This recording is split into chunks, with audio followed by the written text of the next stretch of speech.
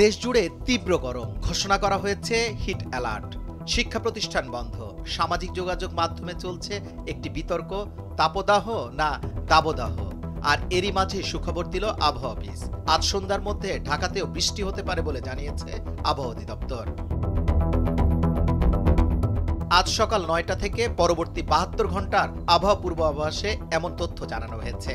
পূর্বাভাসে বলা হয়েছে চট্টগ্রাম ও সিলেট বিভাগের কিছু কিছু জায়গা এবং ঢাকা, ময়মনসিংহ ও বরিশাল বিভাগের ২-১ জায়গায় অস্থায়ীভাবে দমকা অথবা ঝড়ো হাওয়া সহ বৃষ্টিপাত হতে পারে। সেই সঙ্গে কোথাও কোথাও বিক্ষিপ্ত শিলাবৃষ্টি হতে পারে।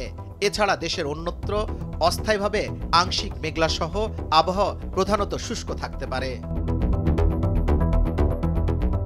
আবহাওয়া অফিস আরও জানিয়েছে যশোর, খুলনা, চুয়াডাঙ্গা, পাবনা ও রাজশাহী জেলাসমূহের উপর দিয়ে অতি তীব্র তাপদাহ এবং টাঙ্গাইল, ফরিদপুর, গোপালগঞ্জ এবং খুলনা বিভাগের অবশিষ্ট অংশের উপর দিয়ে তীব্র তাপপ্রবাহ বয়ে যাচ্ছে। এছাড়া দেশের অন্যত্র মৃদু থেকে মাঝারি ধরনের তাপপ্রবাহ বয়ে যাচ্ছে এবং তা দেশের পূর্বাঞ্চলে কিছু কিছু জায়গায় প্রশমিত হতে পারে। আগামী সপ্তাহে বৃষ্টিপাতের ফলে সারা দেশে তাপমাত্রা কমার সম্ভাবনা রয়েছে। পরবর্তী ৫ থেকে ৬ দিন দমকা হাওয়া, ঝোড়ো বাতাস ও বজ্রপাত সহ বৃষ্টিপাতের সম্ভাবনা রয়েছে।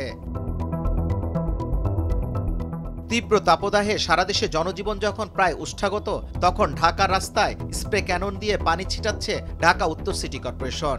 ডিএনসিসির মেয়র আতিকুল ইসলাম বলেছেন, হিট অফিসার বুশরা আফরিনের পরামর্শে চলমান প্রচণ্ড তাপদাহে জনজীবনকে স্বস্তি দিতে কৃত্রিম বৃষ্টির ব্যবস্থা করা হয়েছে।